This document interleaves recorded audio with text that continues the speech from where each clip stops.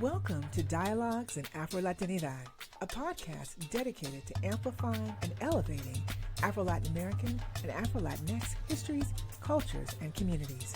I'm your host, Dr. Michele Reid-Vazquez. Join us for conversations with experts and artists to learn more about Afro-Latinidad. Venga.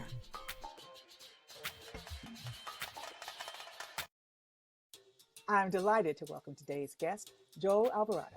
Mr. Alvarado is a Brooklyn, New York born and raised Puerto Rican who earned his undergraduate degree in history at Morehouse College and a master's degree in public policy at Clark Atlanta University. And he's currently pursuing a doctorate in higher education administration at the University of Alabama. His research interests include first-generation students of color, community colleges, institutional culture and climate, and social capital. Meanwhile, Joel has over 20 years of professional experience in the public, nonprofit, and higher education sectors, specializing in public policy, strategic planning, project and executive management, communications, lobbying, external relations, community engagement, and higher education leadership. These include stints with Georgia Piedmont Technical College, the Southern Center for Studies in Public Policy at Clark Atlanta University, the Mexican American Legal Defense and Educational Fund, and the NAACP. Currently, he is the Executive Vice President for External Affairs with Ohio River South, one of the leading governmental relations firms in the Southeast. And last but not least, Joel is the co-host of Los Políticos, a podcast that offers a Latin perspective on Southern politics, policy, and government. Welcome, and thank you so much for joining me today, Joel.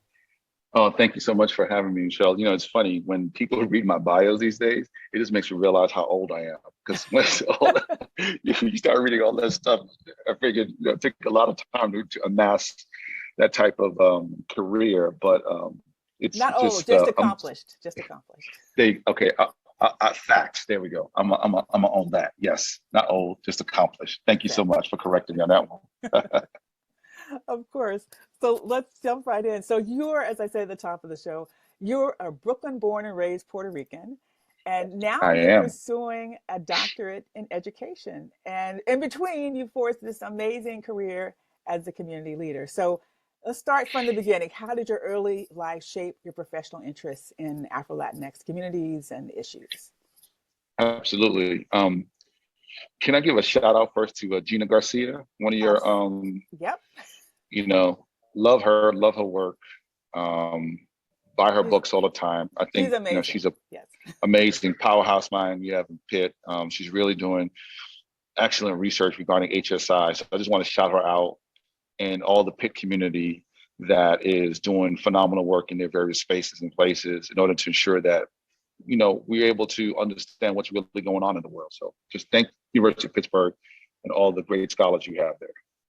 Oh, well, thank you. We appreciate that. Yeah, we do love ourselves. I love myself some Gina Garcia, and really all, as you said, all the Pitt community who are doing the work every day to get this message out, to get this research done, to embrace the communities, to highlight and affirm and amplify these voices. Absolutely. Any community, any city that can birth an August Wilson got to be doing something right. There you go. I hear you. I think we all are. I think that's a t-shirt worthy. We all trying. But but to get back to the question that you asked me, I think I've had an interesting journey.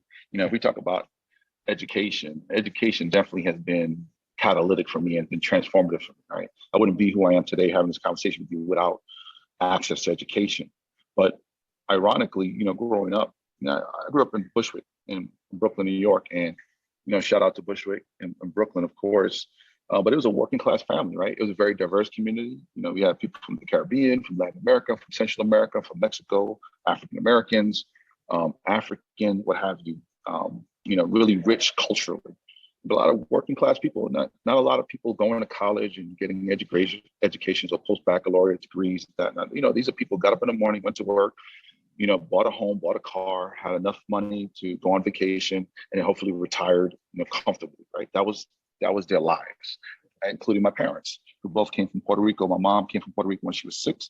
My father came when he was 16, and they married relatively young, in their early 20s, and it's myself and my brother who came 11 years later, and so it wasn't like I had role models in front of me in the community regarding going to college, getting education, and having careers of that such, of that note, and especially not in the field I am today, right? And so when I got to high school, I went to Mary Bertram High School of Business Careers, which is located in downtown Manhattan.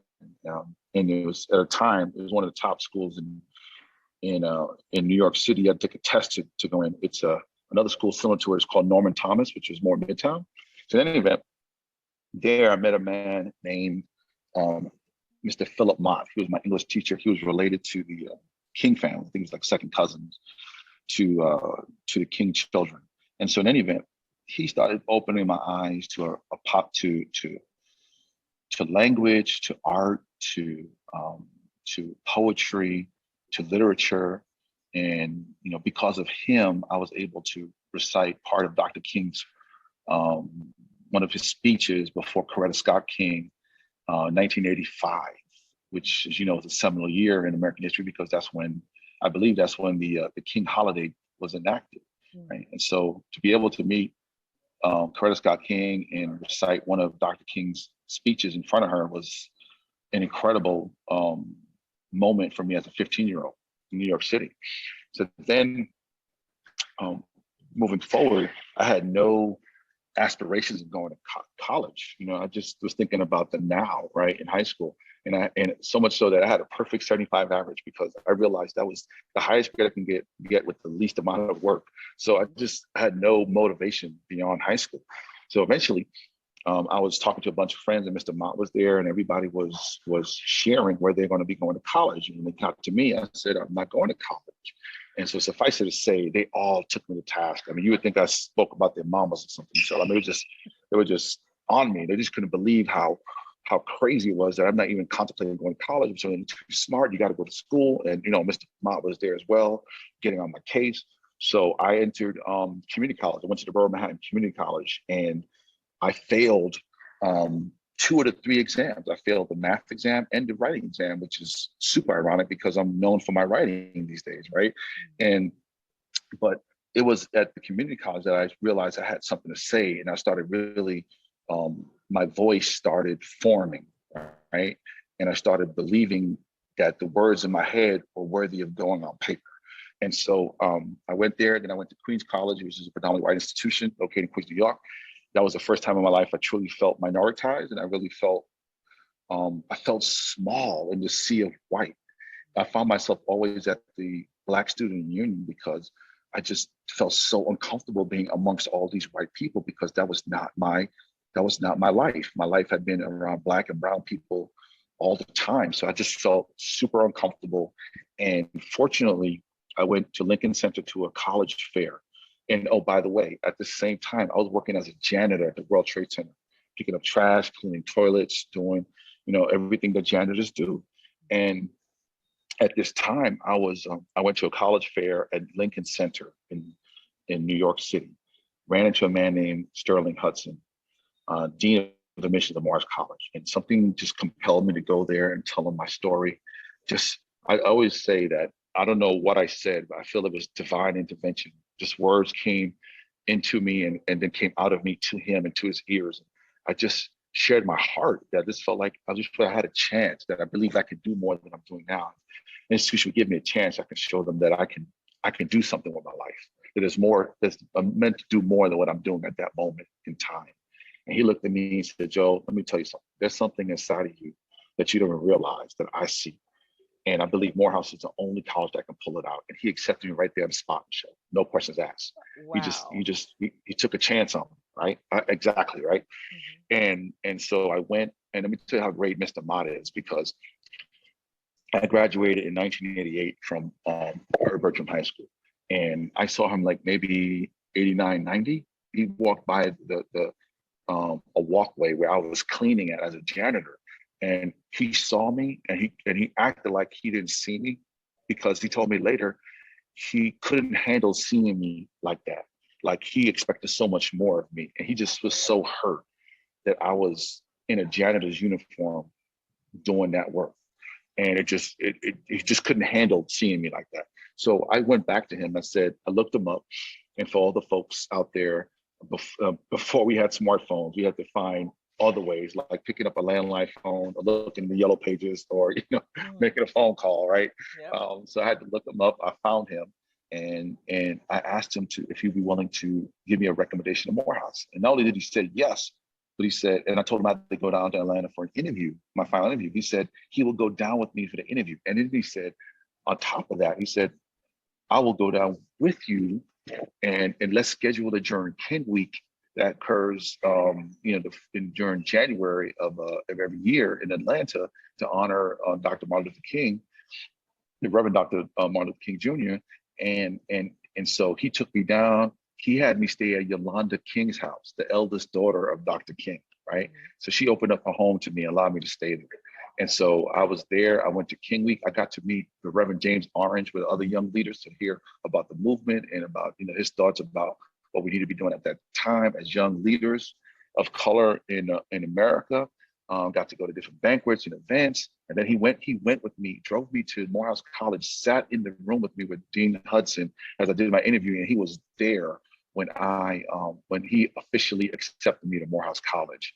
And it's one of the most pivotal moments in my life, and I'm so happy that Mr. Mott was there. So when people think that teachers don't matter, they absolutely matter, because there can be the difference between you being a statistic or you studying statistics. And so he was instrumental in my life. And so he just passed this year. So I just honor him in this moment and thank him for being a phenomenal teacher, a phenomenal human being, and helping me to get on the right path.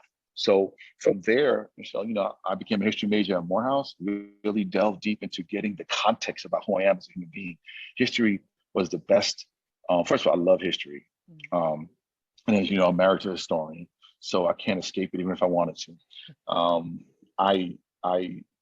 It helped, being a history major at Morehouse College helped me really get an understanding, a base, a foundation of what it means to be Black and Latino. What is that story? I did not know that story. That story was hidden from me growing up. It wasn't told in the elementary school, the middle school, the high schools, any of the community college I went to, or the 4-year institution, predominantly white institution I went to. It was at Morehouse that I was finally able to learn that history. And that really helped me, that helped propel me to the path and to having the courageous conversations I'm having today regarding who I am as a human being and how I intend to present myself in the world and how I intend to be received in the world. Well, that is an amazing story, Joel. I have never heard this. I mean, I have, you and I have met, but I have never heard this story. And I'm so glad that you had those people in your life to help encourage you and push you and get you, and like literally be in the room with you as you made your way into Morehouse. And so I'm so proud of you for all of that. Thank you. And I think especially as when you were talking about this history not being taught, and that you found it in a place like Morehouse at an HBCU, right. that gave that to you. And I'm wondering about, and I know we talked a little bit earlier that you're passionate about affirming Afro-Latinidad and Blackness and Latinidad as not mutually exclusive, but as these, not as more than intersecting, as this whole piece. And I'm wondering if you could say more about why you've been drawn to this, and especially how it informs your current work and your podcast, Los Políticos. Oh, absolutely. So that journey started when I was 6 years old. Before I even get into that, let me just say this. One of the reasons why I am pursuing my doctorate in higher education administration is because I realize there's more Joel Alvarados out there, and they need to see somebody like me in a position of power and authority in a post-secondary institution who understands their journey, that understands their challenges, and can empathize with their struggle, and is in a position to be able to do something about it. I understand, those, who understand about the Sankofa bird, we got to look forward, but never leave anybody behind. And so, that's part of my ethos as a human being, where, I do work because I'm trying to chart a new course, a new path, but it's not just for me, it's for those who are also walking the same journey. So that way they can have the benefit of this new path that I'm working to forge for them. and for us. So my experiences in regarding my educational journey is what's really leading me into wanting to hopefully be a college president of either HBCU, HSI, or just an urban institution that has people, Black and brown students that are like me, that are looking for a chance, that they might not be the diamonds that they want to be just yet, but with a little polishing and a little love, a little guidance, they can definitely all end up sparkling in the end. So I just wanted to add that point as to why I'm choosing my educational journey. But regarding my identity journey, it started when I was 6 years old. We were going to Puerto Rico to visit family, especially my father's family. And this would be the first time I would actually meet them where I was kind of aware. I mean, I saw them when I was like about a year old, but what do I know when I was a year old, or 2 years old, other than they tell me a story that I got a cut over my right eyebrow because I was playing and I bumped my head on where they keep the pig slop and I bust my head open or something like that. I can't confirm that, but that's the story that they're going with. Okay. And so I'm like, okay, we'll just roll with that then. So my grandparents were pig farmers on my father's side. And so that is a true statement, that part. And so in any event, so she before we left, she had a talk with me. She said, look, I just want you to be aware that your grandmother, your father's mother, looks different than, let's say, my grandmother. I'm speaking in my mother's voice now, and that she's a lot darker. She's darker than anybody else that you may have seen in our family. I just want you to be aware of that because I don't want you to say something out of turn. So I was kind of taken aback by it. I was like, okay, I don't really get what you're trying to tell me, but I'll do what you say. And so we go to Santa Isabel, Puerto Rico. That's where my father's family's from. And yes, my grandmother is a Black woman. My aunts and uncles are Black. My father is definitely a Black man. He's lighter skinned, but if you look at him, you say, oh yeah, he's definitely a Black man. And then at that time, he was rocking the fro like everybody else in the 70s, right? So he definitely is, he's definitely a Black man. But the people in his family, his cousins, have a darker phenotype, right? And I'm just looking around. I'm like, well, they're saying these people are my family. So what does that mean about me? And then, so I that was like the first point when I realized, yeah, I'm Puerto Rican. I know that, but there's something more, just kind of looking at my family. Now, of course, I didn't have language. I didn't have theory. I wasn't blessed with all that at 6 yet. I just had a feeling, right? I was being observational, and I just kind of said, okay, I kept it in the back of my mind. And so when I went to high school, Michelle, I found myself mostly totally befriending and just spending time with the Black community there. I just felt most comfortable amongst that community. It wasn't like I went to Catholic school from K to 8, and it was diverse. And, I hung out with Latinos and African Americans, what have you. But for some reason, when I got to high school, I just started hanging out with African Americans. Maybe just because my interests aligned with their interests, and I just felt most comfortable there. And it's not because I didn't feel totally uncomfortable with Latinos, but there was like one of the issues I had was the fact that I don't speak Spanish, and I speak it okay, but I'm not fluent, and so I've always felt left out. If they start speaking Spanish or if they start speaking about aspects of Latin culture, I'm not really hip on that. So I felt like an outsider a lot of times in regards to about music and food and expressions and language and so on and so forth. So I was always outside looking in. I was welcome to the table, but I didn't know what was being served and know the conversations that were being had, right? But I didn't feel like that in the Black community. I was received, I was appreciated, I was cared for, and I have great friends that I still have today. And so that helped because that, just being around Black community in my high school, and then I remember taking an African American literature course where we read Miseducation of the Negro, we read Roots, we read Up from Slavery, we read the autobiography of Frederick Douglass, and just all these, just started reading these books. And I always was thinking about my grandmother, about my family. And I'm like, and then, I'm meeting my friends and their family, and I'm looking at their family. I'm like, wow, your family looks a lot like my family. Your grandmother looks like my grandmother, right? Your people look like my people. So am I different from you?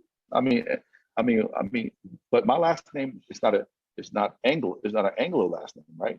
It's the Iberian last name.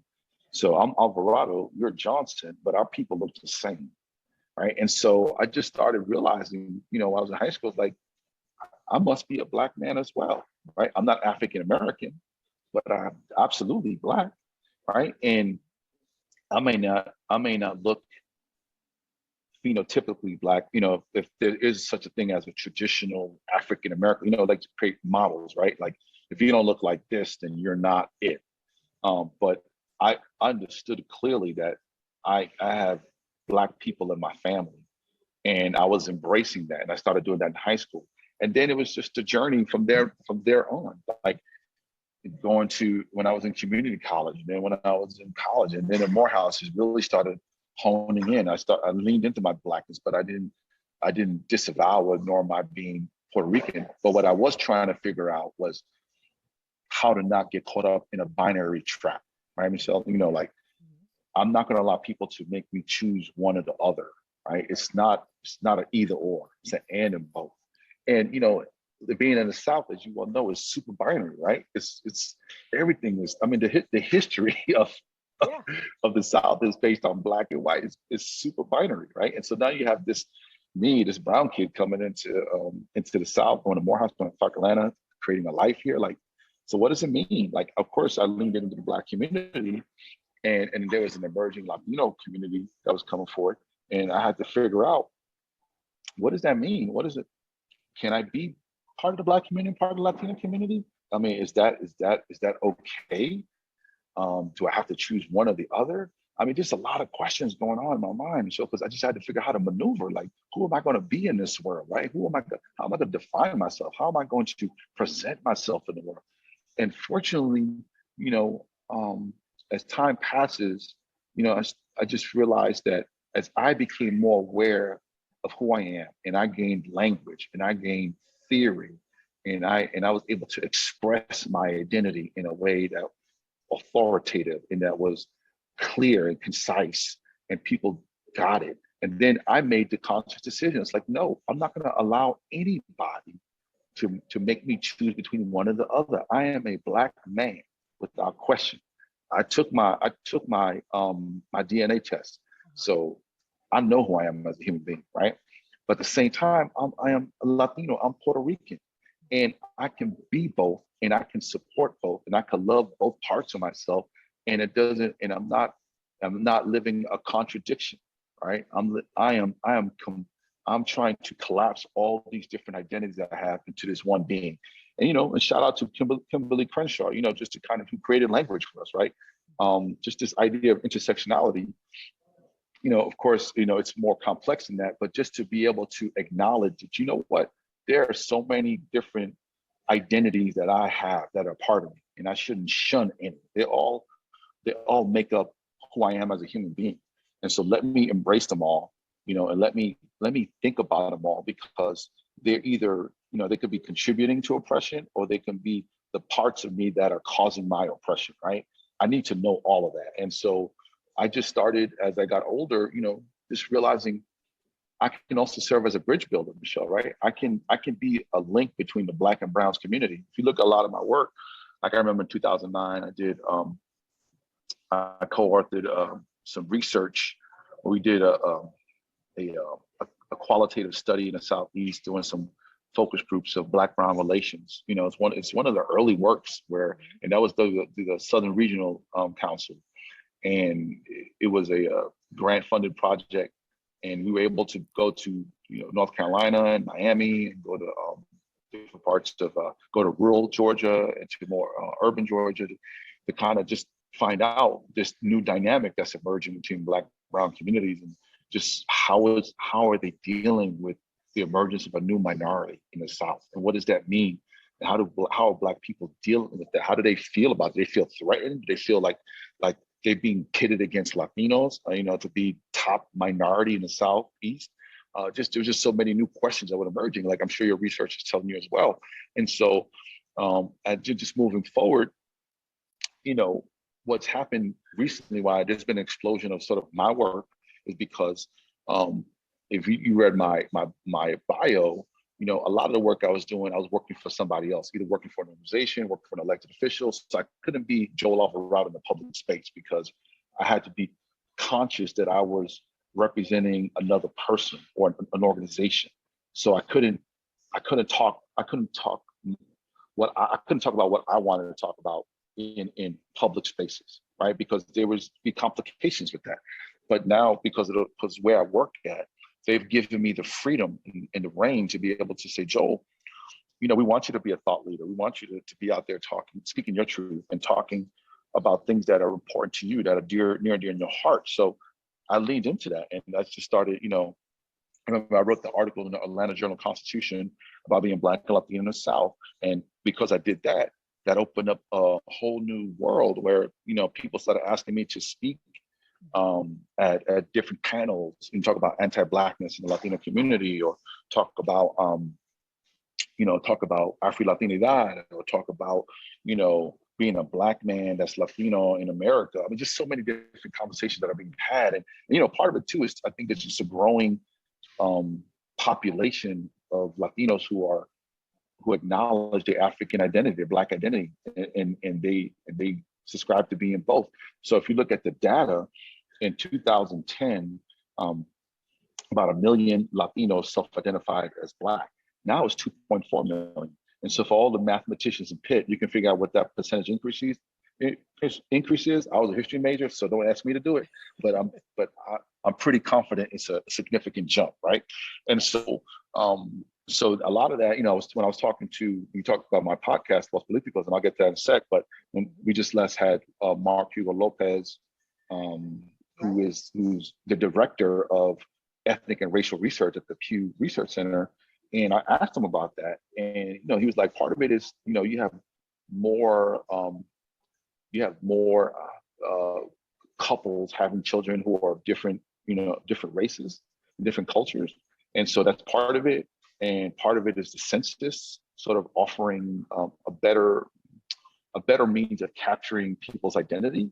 And then a part of it is just, I like to think, and I'm hopeful that there's just an awakening that people are embracing who they are as human beings, and they're willing to express it. As you well know, Latin American history is mired in self-hate, right? And just if you are indigenous, or you are of African descent, or any combination of it, our history has always tried to suppress us and sort of hide us in the back, in the closet, in the kitchen, or what have you.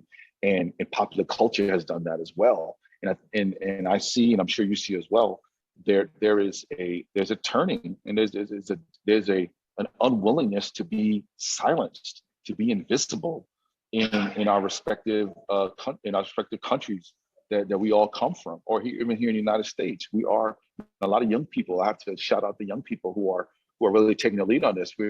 People are willing to fully embrace who they are and tell the world who they are. So it's an exciting time to really explore this issue, and to really lean into it, and just to kind of put a end period to the sentence. We started Los Políticos last year during the pandemic because I had been one of the few brown faces in the political space for a long time here in Georgia, but I've seen an emergence of Latinos starting to participate and become active, in various ways, various capacities. But what I didn't see was that there are conversations that are being had about politics and policy and government. But what about the Latino perspective on all this? We just don't only care about immigration, right? Right. There is a spectrum of issues and topics that we care about, that we want to weigh in on. And with the Latino population growing exponentially in the South, I mean, you have You have about 1.4 million Latinos in Florida, but although Florida is kind of an outlier, you kind of just kind of put it out there on the side somewhere, right? But you have over 1 million in North Carolina, over 1 million in Georgia, and in every southern state, you saw either a 20% or higher increase in the Latino population. Every single southern state, right, from Louisiana all the way up to North Carolina. And so, if that's true, then we need a platform where we can articulate how we feel about policies that affect our lives, affect our community lives, our families. And so that's what we wanted to do. So with Los Políticos, this is our second season, we find opportunities to highlight and talk to Latinos who are in the public sector, who are elected officials, or people who can provide us really important insight in regard to what's going on in that space. And we just try to make sure that we're having conversations that are timely, that are relevant, and with the right people, so that way our community could know that we're listening, we're learning, and we're growing together in regarding our politicization. But this Los Políticos podcast, which you can find anywhere. You can find it on Spotify, you can find it on Google, you can find it on Apple, what have you. It's part of the politicization process where we have to become politically mature as a community in the region and specifically in the state of Georgia where I live at. So that way, if we want to see change, if we want to see an improvement in our collective quality of life, the way we do that is by fully engaging in politics in all its form. That means registering to vote. That means exercising your right to vote. That means working on campaigns. That means supporting candidates that will support you. That means doing the research, following policies that are being introduced at the federal, state, and local level, and make sure you're weighing in. I mean, supporting organizations that are national, that are regional, that are local, that are representing your interests every day, that are out in the front lines fighting. I mean, just being a part of the dynamism that's existing within this political space, within this political reality. So that's what I'm about. I live to see our community being strong, relevant, powerful political actors in the region. I live for our voice, our story to rise up beyond the Southeast and become part of the national conversation. I live for the Afro-Latinidad narrative to become a part of the collective Latin American narrative, and I don't want it to be separated, but I wanted to be acknowledged that we played a major role in the Latin American history that is being taught, right? And to just continue the Europeanization of that history and recognize that Black and brown people were active actors in the histories of those countries that make up Latin America and the Caribbean. And I live for, where if I present myself as a Black man who happens to have an Iberian last name of Alvarado, that's not odd to people, but they understand, I get it, man. Black people come from throughout. The diaspora is expanding, right? It's yes. Growing. It's Latin America, it's the Caribbean, it's Central America, it's Mexico, it's the it's the continent, it's everywhere, and we see you, Black man, and we acknowledge you and we appreciate you and welcome, and you definitely have a seat at the table. That's all that is what I'm trying to do in my professional work, but also my personal journey and stuff that I care about as a human being that's living here in Georgia. There's so much I want to say, but I want to ask you in particular regarding all these, what the work you talked about for the public sector, the nonprofit, higher ed, what would you say, you talk kind of more broadly, kind of vacillating back and forth between Latino and Afro-Latino communities, and I'm wondering, in the work that you were doing on the ground and in these other communities, what would you say are some of the most urgent issues for Afro-Latinx communities? And again, it doesn't have to be separate from the broader Latino community, but I'm thinking specifically about people of African descent who are also Latino. What were some of the urgent issues that you saw coming across in your research? I think part of it is that we have to have real honest conversations, Michelle, within the Latino community. In that, let me look at Puerto Rico, for instance, right? Okay. So if you look at Puerto Rico, right? If you look at historically the people who've been in positions of power and authority in the island, they all look a certain way. Yes. If you look at the people who have been most oppressed, who have not benefited from their freedom, from whatever skills God has offered them, all look a certain way, right? And is that just because of the individuals themselves? A lot of people like to place that on personal responsibility, like somehow all these people look a certain way who have been able to be successful because of their own doing, and there's not systems and processes and policies and practices and programs that contributed to their success, right? And conversely, you look at the people who have been most oppressed and who have not been able to fully benefit from their freedom and from whatever gifts God has given them. And people want to say, well, it's because of them. They attribute their failures, so-called failures in life, on them, as if there's no systems and processes and policies and practices and programs and what have you that have contributed to where they are in life historically, right? Intergenerationally, right? And so, but you think about our families, right? In my own family, I can have people who are very European looking and very African looking. And so what am I saying? Am I saying that the people in my family who claim to love me, who I'm a part of, that they are the beneficiaries of my oppression?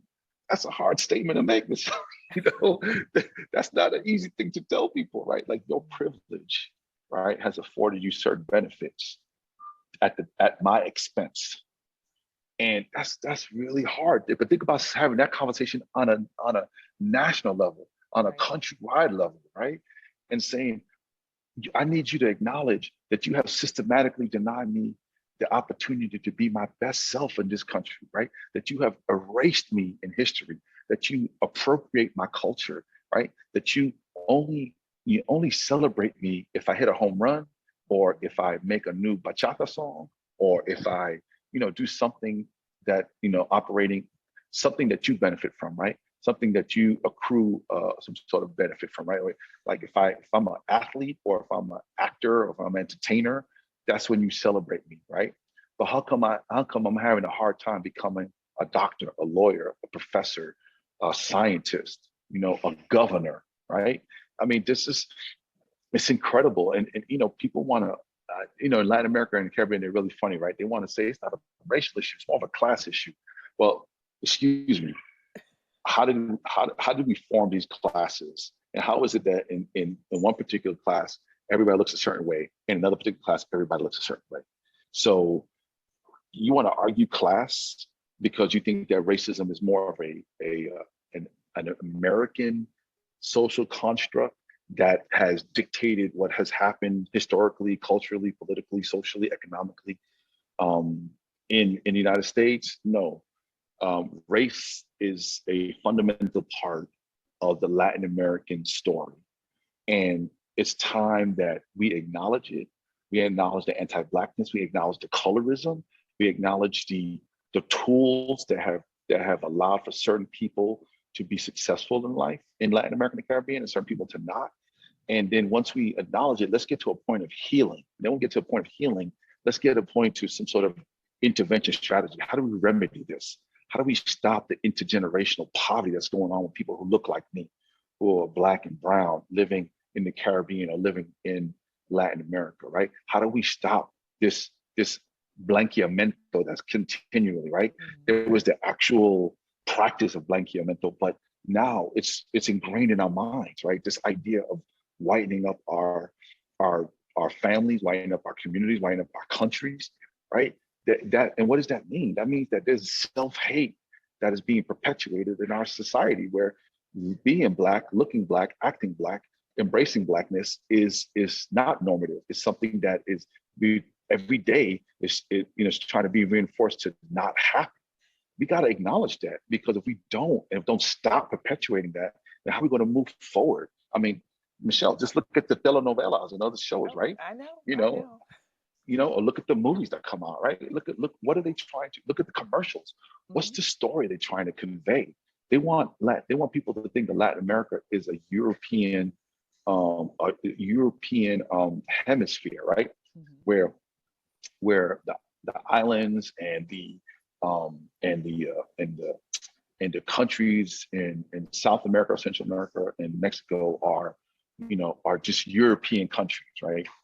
And we know that's not the case. Maybe it might be European folks who are in power, but we know there's Black and brown people whose backs those countries are built upon. Let's acknowledge them. Let's not make them footnotes in history, but let's embrace who they are and the contributions they made. That's if you really want to get to the point of healing and the point of real inclusion and really celebrating diversity in Latin America, that's where it needs to start. People need to stop benefiting from the oppression of others simply on the basis of race. I love that. I love that you frame this as a national, really hemispheric conversation that is long overdue. Right. And in thinking about, because we're kind of coming at the end of our time, but I wanted to get into any other specific resource. I mean, obviously we have the work that you do, your interviews, your podcasts, your publications, but what other specific kinds of resources would you recommend to people who have said, yes, all right, Joel, I hear you, I'm ready to go, I want more information. How do I find out about, how do I do this? What do I go to? Can you recommend some specific resources people can access to find out more about what's happening in their specific communities in Atlanta and the Southeast? We'd love to. Well, I would say, yeah, absolutely. I would say that first, the Pew Research Center, I remember Mark just hit me up a couple of days ago. They just did a survey about being, they surveyed darker skinned Latinos and what it meant to be darker skinned in America, right? I don't have the exact link, but I know it's there. Look it up. Yeah, we'll get it. We'll get it on our resource pages. Yeah. Yeah, get that for sure. There's also this sister, and her name escapes me. I don't have it in front of me, but she just wrote a book called. She wrote it in 2019, but I saw it and I got it and I put it on my social media. Like, I'm reading this book and I'm encouraging other people to read it too. And I'm working to try to get her to do a talk in Atlanta in March, but it's called The Browning of the South. And I think that Jennifer Jones. There you go. Yeah, Jennifer Jones. Right. Shout out to Jennifer Jones. Right. So I've been communicating with her because I think that's an important book, because it talks about the emergence of Black-brown relations in the South and how Latinos, traditional immigrants would try to in order to really lean into the power and privilege of whiteness, would shun Black people and try to separate themselves as much as they can. But seeing that Latinos in the South, at least, that's not the phenomenon that's occurring, that they're building coalitions with African Americans and realize it's a common struggle, right? And then also, the browning of the South, right? I mean, you got people like Samuel Huntington, I think it's Huntington, right? And you have other authors that talk about like this idea of a siege, or you have this idea of this brown wave, but in such negative context, right? Think about how the former president was framing this. He was talking about all the Latinos that were coming to the border, and I heard him say outlandish things like they were going to come and take your homes, and they were going to, just all these crazy things that he was purporting that people were doing, and all they were really trying to do was escape the terror that was inflicting their lives every day from their home country. If they had a choice, most people, as you all know, would not leave where they're from. Exactly. But living there is untenable and it's unsafe and it's unhealthy, then they're willing to make the ultimate sacrifice to travel thousands of miles in hope that they can find some sort of refuge, some sort of safety, and enjoy the lives that they deserve as human beings, right?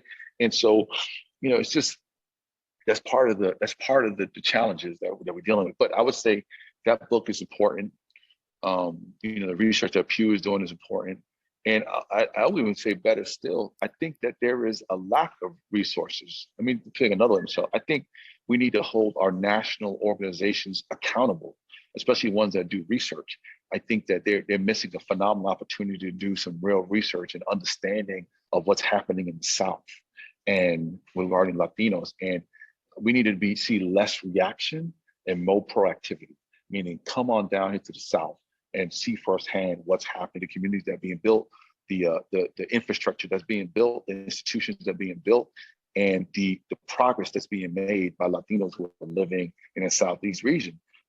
They need to come down here and check that out, because I think Mark has said, Hugo Lopez, that half the growth in the 10-year period of the census occurred in the South for Latinos. Now, that includes, of course, Texas, right? So I get that. And then you have Florida as well. But still, that's still a point that needs to be emphasized, that half the growth occurred in one region. That was in the southeast of Latinos in the United States.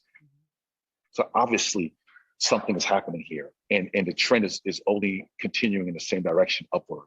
So I encourage all your listeners and the PIT community, let's start working out ways where we can collaborate.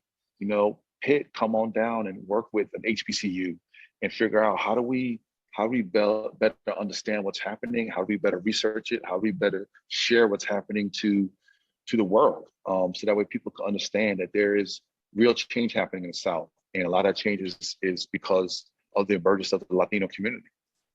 Well, I think that's a fantastic way to end this segment, with this call to action for the community members, for organizations, for researchers to collaborate, investigate, amplify these voices. So again, thank you so much for joining me today, Joel. Of course, thank you. It's my pleasure and honor. Thanks for listening. If you enjoyed this episode of Dialogues in Afro-Latinidad, please subscribe to our podcast and tell a friend. For links to the resources mentioned in the interview, visit our website at michelereidvazquez.com/podcast.